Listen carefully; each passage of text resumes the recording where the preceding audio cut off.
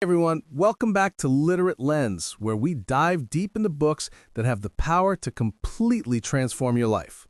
Today, we're talking about a book that, honestly, it shook me to my core. This is Can't Hurt Me by David Goggins.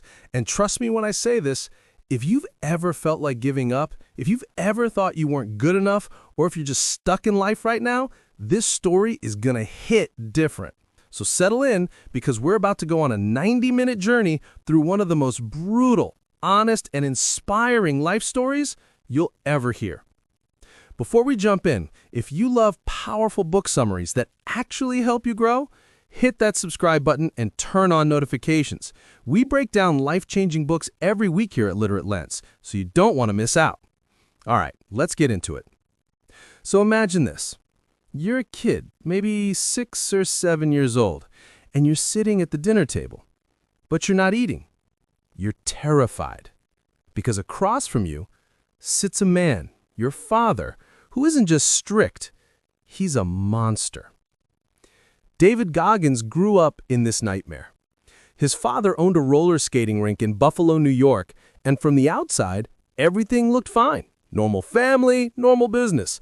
But behind closed doors, it was pure hell. David's dad would beat his mom regularly, violently, and little David would watch, helpless, as this man he was supposed to look up to turned into a demon right before his eyes. But it wasn't just a physical abuse. David and his brother had to work at that skating rink every single night. We're talking about little kids staying up until midnight or later, working the skate counter, managing money, all while their classmates were home sleeping, being kids. David would go to school exhausted, barely able to keep his eyes open, and of course his grades suffered. How could they not? And here's the thing that really gets me. David developed this stutter. He couldn't speak properly because the trauma was so deep, it literally affected how his brain worked. Kids at school would make fun of him. He felt worthless, stupid, like he didn't belong anywhere. His only escape was the comic books he'd read, imagining he was a superhero who could save his mom, save himself, be someone powerful. But in reality, he was just a scared kid trapped in a nightmare he couldn't wake up from. Then one night, everything changed. His mom finally found the courage to escape. She grabbed David and his brother, and they just ran away in the middle of the night, leaving everything behind. They ended up in a small town in Indiana, starting completely over with nothing. No money, no support, just 3 people trying to survive. You'd think this would be the beginning of something better, right? Wrong. Because David brought all that trauma with him. He was still that scared, insecure kid who believed he was worthless. He was overweight now, almost 300 pounds in high school. He couldn't read properly, his stutter was still there, and he felt like a complete failure. He'd look in a mirror and hate what he saw. This lazy, fat, stupid person staring back at him. After high school, David joined the Air Force. But even that didn't work out at first. He got injured, gained even more weight, and ended up working at a dead-end job spraying for cockroaches. Can you imagine? Here's a guy in his early 20s, nearly 300 pounds, driving around spraying bug poison, hating his life, knowing deep down that this couldn't be all there was. He'd watch TV and see these commercials for the Navy SEALs, these warriors who represented everything he wasn't: strong, disciplined, fearless, respected. And something clicked. He had this moment sitting in front of the mirror at 2 in the morning where he just broke down. He looked at himself and said, "This is not who I'm supposed to be." He made a decision right there that would change everything.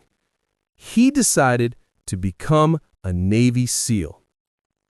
Now, let me tell you, this wasn't some motivational movie moment where everything suddenly got easy. No, David weighed nearly 300 pounds. The weight requirement for SEALs was like 190. He had to lose over 100 pounds in less than 3 months. Most people would say that's impossible, that's dangerous, that's crazy. And you know what David said? Watch me. He started running every single day. At first, he could barely go a few minutes without wanting to collapse. His knees hurt, his lungs burned, sweat poured off him. People would drive by and laugh at this fat guy struggling down the street. But he didn't stop. He ran through the pain, through the humiliation, through every voice in his head screaming at him to quit. He cut his calories drastically, worked out multiple times a day, pushed himself beyond what seemed humanly possible. And he did it. He lost the weight.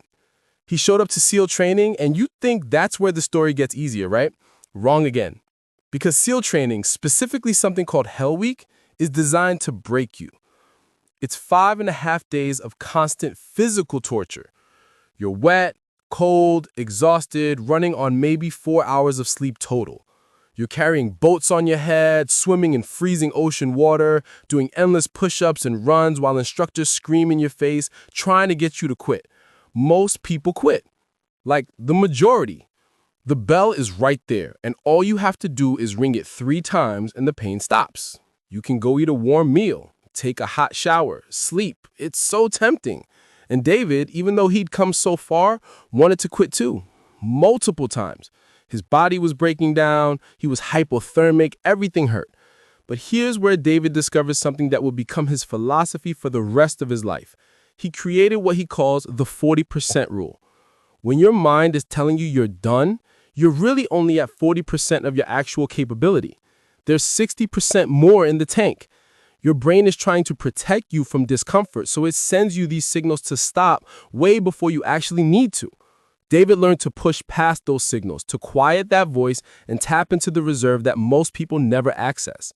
He made it through Hell Week. He became a Navy SEAL. But even that wasn't the end of his challenges. He had to go through the training 3 times because of injuries and medical issues. 3 times through Hell Week. Can you even imagine?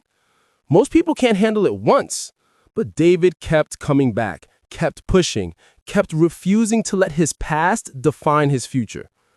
And then he started doing something even crazier. He got into ultramarathon running. We're not talking about regular marathons, which are already 26 miles of insanity. No, ultramarathons are 100 miles, 150 miles, run through deserts, mountains, in extreme heat or cold. Why? Because David realized that extreme physical challenges forced him to confront the demons in his mind. There's this race called the Badwater 135. It's considered one of the hardest races in the world. You run 135 miles through Death Valley in the middle of summer, where temperatures reach 120 degrees. David did this race, and during it, his body literally started shutting down. His kidneys were failing, he was peeing blood, his feet were destroyed. Medical staff told him to stop, but he kept going. He crossed that finish line, and in doing so, proved something to himself that no one could ever take away. But here's what I love about David's story. It's not just about physical toughness. That's actually not the main point. The main point is about confronting the truth about yourself. David talks about this concept he calls the accountability mirror. Every night he'd stand in front of his mirror and have brutally honest conversations with himself. No excuses, no lies, no sugarcoating, just raw truth. He'd ask himself, did I give everything today? Am I living up to my potential? Am I letting fear control me? And if the answer was no, he'd write it down and figure out how to fix it. This level of self-honesty is something most of us avoid because it's uncomfortable. We'd rather make excuses, blame circumstances, tell ourselves we'll start tomorrow.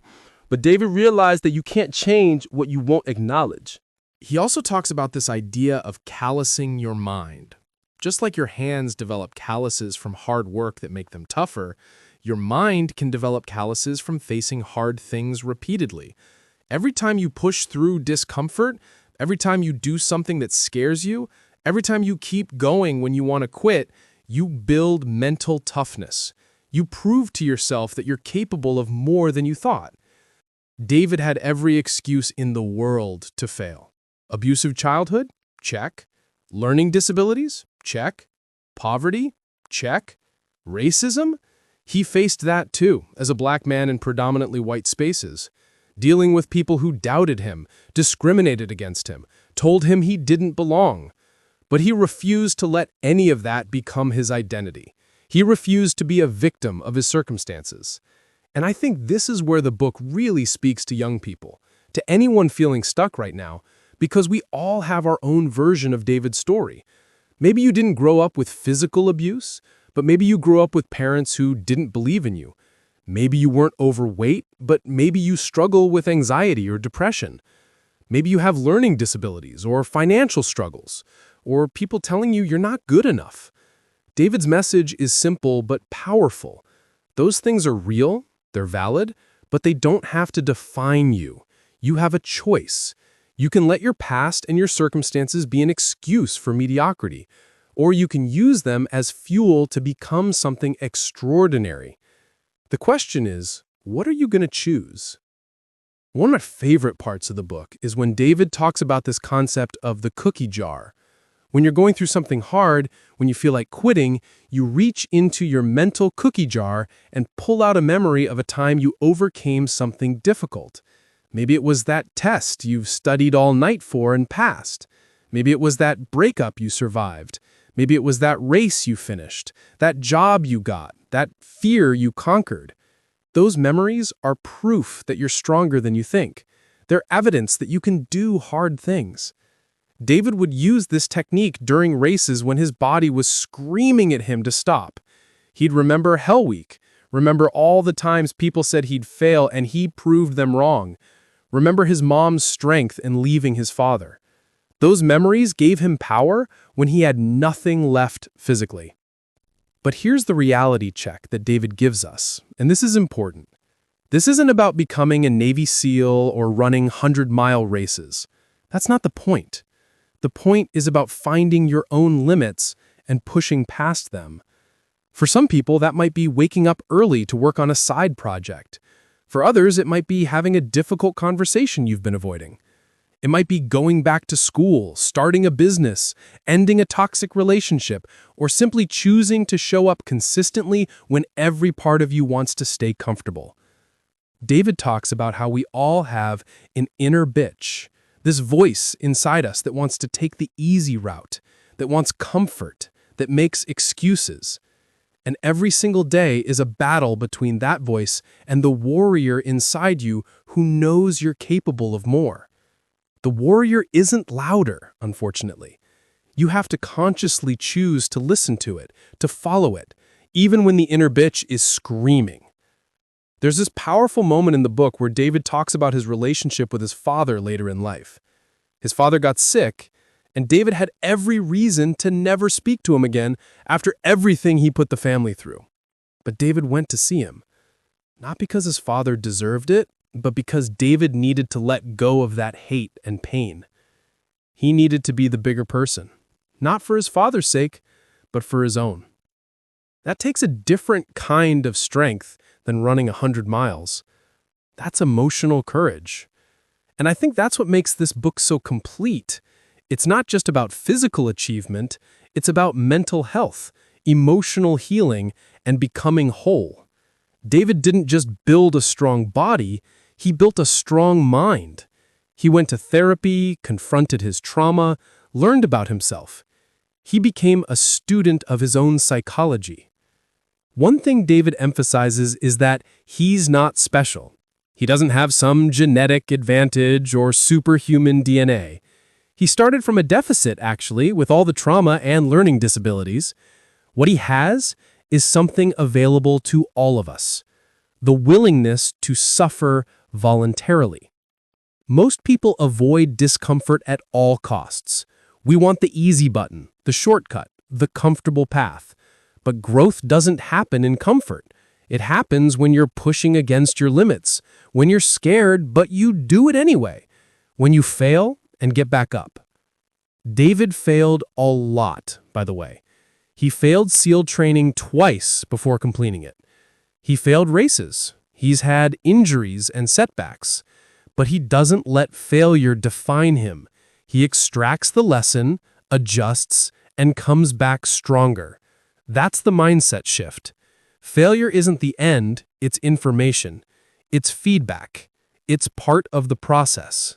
Now, toward the end of the book, David talks about legacy and purpose. After all his achievements, people started asking him to speak, to share his story. At first, he didn't want to. He's naturally introverted, uncomfortable with attention. But he realized that his suffering could have meaning if it inspired others to overcome their own challenges. So he started speaking, wrote this book, put himself out there. And the impact has been massive. People from all walks of life, dealing with all kinds of struggles, have read this book and found something in themselves they didn't know was there.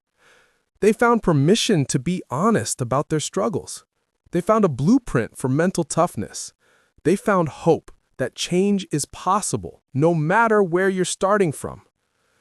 The book ends with David still pushing himself, still finding new challenges, still refusing to settle. Because for him, it's not about reaching a destination. It's about the journey of becoming the best version of yourself, which is a lifelong process. There's no finish line where you suddenly have it all figured out. There's just the next challenge, the next opportunity to grow, the next chance to prove to yourself what you're capable of. So what's the message for you? What should you take from David Goggins' story? I think it's this. Stop waiting for perfect conditions. Stop making excuses. Stop letting your past or your current circumstances dictate your future. You have more in you than you realize, way more. But you'll never know what you're truly capable of unless you push yourself beyond what's comfortable. Start small if you need to. Maybe you can't run 100 miles, but can you run one? Can you wake up 30 minutes earlier? Can you have that difficult conversation? Can you say no to that thing that's holding you back? Can you be honest with yourself about what needs to change? Every single day, you have a choice between the easy path and the growth path. The easy path feels better in the moment, but the growth path is where you become who you're meant to be. David Goggins took himself from an abused, overweight, uneducated kid who felt worthless to a Navy SEAL, ultra-endurance athlete, and inspiration to millions. Not because he's superhuman, but because he refused to accept the story that was written for him. He wrote his own story, one painful step at a time. And here's the beautiful truth. You can too. Your story isn't over. It doesn't matter what happened yesterday, last year, or 10 years ago. It matters what you do today, right now in this moment. You can choose differently. You can start becoming the person you know you're capable of being. Look, I'm not going to lie to you and say it's going to be easy.